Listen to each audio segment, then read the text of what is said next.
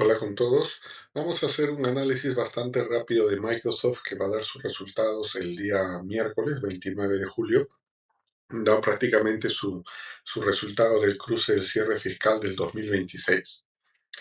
Ok, para ello tenemos acá el evolutivo del precio, ¿no? Lo que vemos que de su tendencia creciente, como que se estabilizó y empezó a caer, ¿no? Alrededor de julio, ¿no? Del 2025 empezó la estabilización hasta noviembre y de ahí empezó la caída. Luego una pequeña recuperada y nuevamente la caída. Okay, hoy en día, en la gráfica diaria, ¿no? Se mantiene, digamos, estable, ¿no? El MACD a corto y largo plazo. Perdón, en las EMAs a corto y largo plazo, el MACD todavía no lo cruza. Entonces, ahorita está un poco incierto si lo vemos de manera diaria, ¿no? Que podría crecer o podría estabilizarse o ir a la baja. Si lo vemos de forma cada 4 horas, ahí sí marca una tendencia creciente, el MACD ya lo cruzó. Y si marca, vemos a 1 hora, se ratifica, ¿no? El crecer, igualmente el MACD.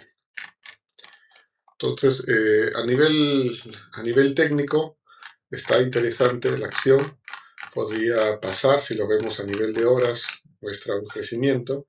Pero bueno, vamos a ver estos días cómo se comporta y especialmente lo que es el resultado. Vamos a dar una revisión un poco sencilla a lo que son sus fundamentales. Estos son los cuadros referente a algunas métricas del último año, ¿no? O sea, considerando los 2 últimos meses, los 4 últimos trimestres.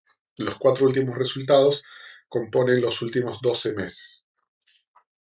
Lo que vemos es un margen EBITDA bastante positivo, 60.5, se ha mantenido, es un valor muy, muy bueno. El margen operativo también bastante bueno, de 46.8. Recuerden que el margen EBITDA es el EBITDA entre el revenue, ¿no? Y el margen operativo es el operating income entre el revenue. Lo que sí un poco llamaría la atención es la diferencia entre ambos. La diferencia entre el margen EBITDA y el margen operativo es aproximadamente 13 y algo. O sea, es decir, más del 10%. Para una empresa tecnológica, esa diferencia ya está un poquito elevada, ¿no? Considerando que las tecnológicas por lo general no suelen pasar su diferencia entre un 10%. La diferencia entre el margen EBITDA y el margen operativo está estrictamente en el CAPEX, ¿no? Entonces quiere decir que el CAPEX está tomando un factor en el último año, un factor ya considerable, ¿no? Ya se está notando más o menos la diferencia. Luego tenemos el margen FC, el margen free cash flow, ¿ok? Es igual el free cash flow entre el revenue y está en un 22.9%. Lo he puesto en naranjita porque si bien todavía es un valor aceptable, bueno, mayor al 20%, es un valor, digamos así, ¿no? Bastante, bastante bueno. Sin embargo, para una tecnológica está llegando prácticamente ese 20%, ¿no? Está bien, bien cerca, ¿no? Entonces, es algo que todavía es aceptable, todavía es bueno, pero hay que estar revisando. Lo que sí no cumple es el radio de conversión FCF, que es básicamente el free cash flow, ¿no? Dividido entre el net income. Quiere decir que la empresa todavía no está generando suficiente, digamos así, no está convirtiendo su ganancia neta, su ganancia en libros, ok, no está convirtiendo su net income en dinero, ¿no? En free cash flow. Ok, entonces, esto de acá, un valor bastante bueno sería mayor a 70. Sin embargo, no lo está considerando. Su dividend payout y tanto su FC, su free cash flow payout, están bastante elevados, ¿no? El dividend está en 20.6 y el free cash flow está en 35.5. Quiere decir que el dividendo, que bueno, si bien es cierto, es poco, ¿no? No es el dividend yield no lo he puesto, pero es un valor un poco bajo, pero no corre riesgo, digamos, a corto o mediano plazo, ¿no? Porque quiere decir que de sus ganancias netas, solo el 20% lo está destinando a pagar dividendos, ¿no? Y de todo el dinero que ingresa, solo el 35.5% lo está destinando a pagar dividendos, ¿no? Entonces todavía hay acá un colchón. La deuda, el debt to equity ratio está básicamente en 0.17, ¿no? Que es un valor también bastante bajo. Este es el total debt, la deuda total entre el patrimonio neto, y está en un valor todavía menor a 0.2, bastante aceptable, ¿no? Y el ROIC, ¿no? Básicamente, ¿no? El retorno, ¿no? del capital está en 32.3, ¿no? Prácticamente un 33, cerca de un 33%. O sea, quiere decir que de cada $3, ¿no? que se invierte, $1 está generando la empresa en ganancias, ¿no? en dinero, lo cual está bastante bueno. Entonces, de las métricas generales de los últimos 12 meses, solamente hay que tener cuidado en el FCF, ¿no? Y tal vez, ¿no? o mejor dicho, ¿no? este sea el motivo por el cual, digamos así, ¿no? demuestre la caída, ¿no? que hemos visto en el evolutivo del precio. Vamos a ver cómo están sus tendencias, los márgenes operativos. Ambos, tanto el EBITDA como el margen operativo, está bastante bueno, está creciendo. Quiere decir que la empresa es cada vez más eficiente. Que si lo vemos en conjunto con los revenues y los net income, vemos que el revenue está también creciendo año tras año y el net income también creciendo, ¿no? Entonces, los márgenes operativos están muy buenos. Lo único que llama la atención es justamente esta separación, ¿no? Normalmente tenían una separación de 46 a 37, ¿no? Un 9% o rondando el 10%, que es un valor muy aceptable, considerando que es una tecnología. Pero en el último año se han separado, como hemos mencionado, prácticamente un poco más del 13%, lo cual llama la atención, ¿no? Pero no es un factor crítico. Sin embargo, el margen FCF, ¿no? que estaba en 22.9, este último, sí vemos que a lo largo de los años ha ido, especialmente estos dos últimos años, ha tenido una caída, ¿no? Tanto el 2025 como el 2026. Entonces, acá sí hay que considerarlo. Es más, vamos a verlo de manera trimestral, el margen FCF, y vemos que acá, ¿no? Este último año ha considerado una caída ya un poco más notoria, ¿no? Si lo comparamos con el anterior, especialmente estos dos últimos trimestres, ¿no? Y eso explicaría, ¿no? esta caída, ¿no? de acá, ¿no? prácticamente, ¿no? Este es el último trimestre, ¿no? en junio, pero explicaría esta caída, ¿no? de acá, ¿no? que lo vemos, ¿no? desde marzo del 2026, aunque empezó el 2025, ¿no? ¿Okay? Aunque empezó el 2025.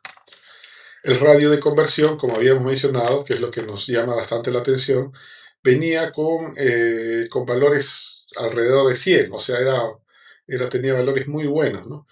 Hasta el 2024 era completamente aceptable, ¿no? Su año fiscal 2024 fue muy bueno, ¿no? 84%. Sin embargo, el 2025 ya empezó a caer al 70.3 y ahora tenemos este último año, los últimos 12 meses en 58.2. El valor del 2026 es considerando los 4 últimos trimestres. Esto recién se va a completar el miércoles con el último reporte del 2026 Q4, que ya tendríamos el anual del 2026. Ok, entonces esto es lo que está llamando la atención, el radio de conversión FCF. O sea, mejor dicho, algo pasa con el free cash flow.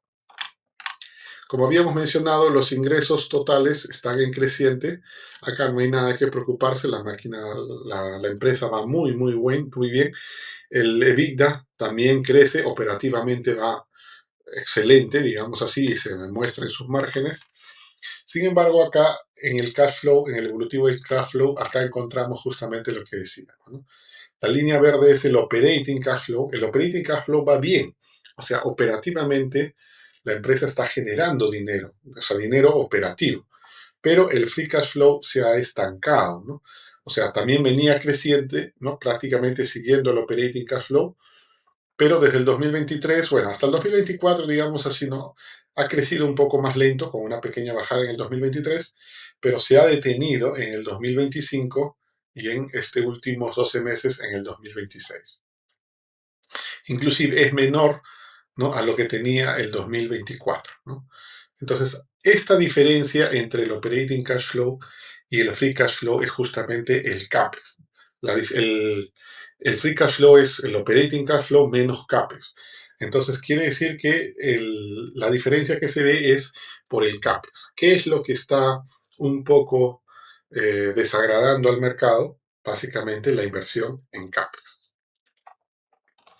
Si lo vemos acá, el evolutivo del CAPEX, en trimestre a trimestre, vemos que estos dos últimos trimestres se han desbordado, ¿no?, completamente. O sea, de lo que se mantenía más o menos a un ritmo creciente razonable, ya prácticamente el 2023 empezó a aumentar y el 2024 a un mayor ritmo, ¿no? Y el 2025 también se vio ese incremento, esa pendiente superior. Y en los dos últimos trimestres del 2000, ¿no?, del 2026 también se vio esa subida. Y también más notorio acá en la diferencia, ¿no?, entre el operating cash flow y el free cash flow en los trimestres. Quiere decir que la inversión que está haciendo la empresa, y eso es lo que muchos comentan, ¿no?, en temas de la inteligencia artificial, ¿no?, en los data centers, es lo que está un poco preocupando porque no está consumiendo demasiado dinero, ¿no? Entonces es algo que hay que monitorear, este CAPEX, ¿no?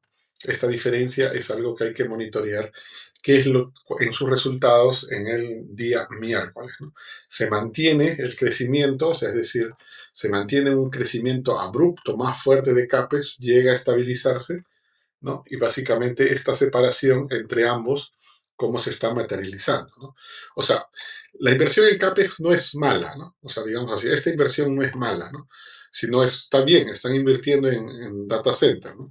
Lo que sí preocupa es que el free cash flow se esté estabilizando, ¿no? O sea, que no esté incrementándose, quiere decir que esa inversión no estaría generando los ingresos necesarios, digamos así.